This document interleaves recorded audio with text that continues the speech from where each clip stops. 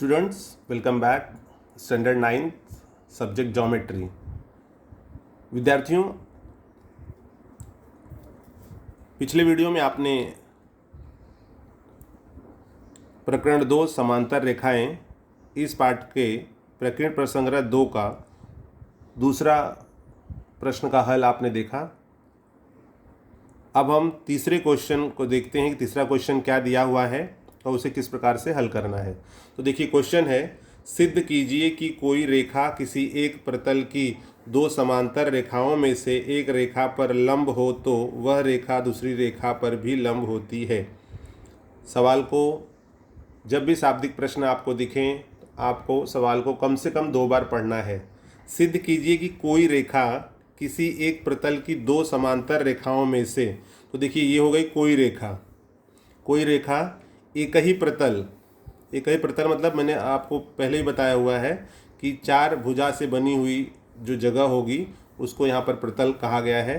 जैसे आपका नोटबुक है या बोर्ड है या आपकी घर की जो लादी है, ये सभी प्रतल के रूप हैं। तो एक ही प्रतल में, इसलिए एक ही प्रतल कहा गया कि अगर एक रेखा यहाँ खींचोगे, एक कहीं और खींचोगे तो वो फिर अलग अलग हो जाएगा, उसको हम फिर समांतर रेखा नहीं कहेंगे। तो इसमें कहा गया है कि कोई रेखा एक ही प्रतल की दो समांतर रेखाओं में से एक रेखा पर लंब है। जैसे दो समांतर रेखाएं हैं L और M, उसमें जो Q है किसी एक पर लंब है। मतलब ये जो आप P देख रहे हो यहाँ पर लंब है, रेखा L पर रेखा Q लंब है। आपको बताना है कि अगर एक रेखा पर लंब होगी कोई रेखा तो वह रेखा दूसरी रेखा पर भी लंब होगी। ठीक है, आई रिपीट वंस अगेन। एक ही प्रतल में यदि दो रेखाएं हैं और कोई रेखा एक रेखा पर, दोनों रेखाएं समांतर हैं, कोई रेखा एक रेखा पर लंब है, तो आपको बताना है कि यही रेखा दूसरे वाली रेखा पर भी लंब होगी। तो देखिए, दत्त क्या हो गया? दत्त का मतलब है इसमें जो दिया हुआ है। तो क्या दिया हुआ है? कोई रेखा किसी एक प्रतल की दो समांतर रेखाओं में से एक रेखा पर लंब हो तो देखिए, रेखा L समांतर रेखा M, ये दोनों रेखाएं समांतर हैं, तथा रेखा Q इनकी तिर्यक रेखा है, तथा रेखा Q लंब का चिन्ह, इसको लंब का चिन्ह कहा जाता है। रेखा Q लंब है रेखा L, मतलब जो Q है वो L पर लंब है, मतलब 90 अंश का कोण बना रहा है। तो आपको बताना है कि Q पर भी यह रेखा 90 अंश का कोण बनाएगा। अगर 90 अंश का कोण बनता है तो इसका मतलब है कि Q रेखा M पर लंब होगा। साध्य मतलब सिद्ध करना, साध्य का मतलब है सिद्ध करना। अब सिद्ध क्या करना है? तो वह रेखा दूसरी रेखा पर भी लंब होती है। वह रेखा मतलब कौन सी? Q किस पर लंब होती है? दूसरी रेखा पर। तो हम लिखेंगे रेखा Q लंब है रेखा M। चलिए इसका हल देखते हैं, क्या कैसे मिलता है हमें। सर्वप्रथम आप यहां पर देखोगे उपपत्ति, जिसको सॉल्यूशन कहा गया है, रेखा L समांतर रेखा M, ये आपको दिया हुआ है दत्त में। रेखा L समांतर रेखा M तथा रेखा Q इनकी तिर्यक रेखा है, ये आपको दत्त में दिया हुआ है। चाहिए तो आप यहाँ लिख सकते हो दत्त।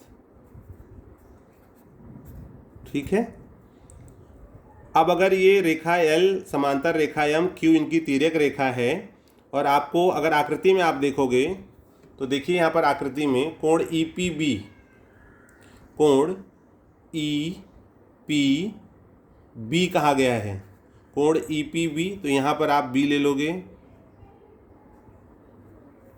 ठीक है, कोण EPB ये 90 अंश है, और ये कैसे कोण हो जाएंगे? कोण EPB सर्वांगसम कोण EQD, EPB सर्वांगसम कोण EQD, यहाँ पर आपको D लिख देना है। ठीक है, रेखा AB और रेखा CD। तो यहाँ पर कोण EPB सर्वांगसम क्या हो जाएगा? EQD, मतलब ये कोण। ठीक है, ये 90 है तो ये भी कितना हो जाएगा? 90। तो यहाँ पर आप लिखोगे कोण EPB सर्वांगसम EQD। क्यों सर्वांगसम है? क्योंकि वो संगत कोण है। संगत कोण कैसे बना? कब हम कहेंगे संगत कोण है? जब हम ये बता रहे हैं कि ये दोनों रेखाएं समांतर रेखाएं हैं। तो अगर AB समांतर CD और Q इसकी कोई तिर्यक रेखा है तो यहाँ देखो लाइन के ऊपर कोण बन रहा है, ये भी लाइन के ऊपर है, दोनों कैसे कोण होंगे? संगत कोण। तो यहाँ पर हो गया कोण EPB सर्वांग कोण EQD संगत कोण, परंतु EPB 90 अंश है। ये कैसे 90 अंश है?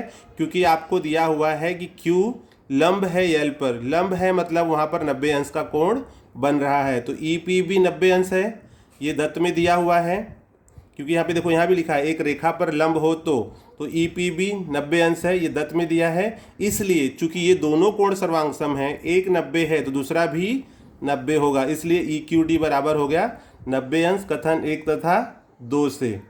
कथन 1 तथा 2 से EQD मतलब यहाँ पे है EQD, ये भी क्या हो गया? 90 अंश हो गया। अगर ये 90 अंश हो गया तब आप कह सकते हो कि रेखा Q रेखा M पर लंब है। लास्ट में हम इस प्रकार से लिख देंगे, इसलिए रेखा Q लंब है रेखा M पर। आई होप कि आपको यह सवाल अच्छी तरह से समझ में आ गया होगा।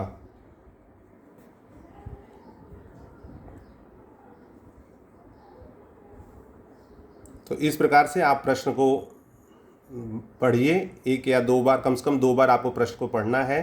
फिर उसमें देखना है कि आपको दत्त क्या दिया हुआ है, साध्य क्या दिया हुआ है और किस प्रकार से हम उसकी उत्पत्ति लिख सकते हैं।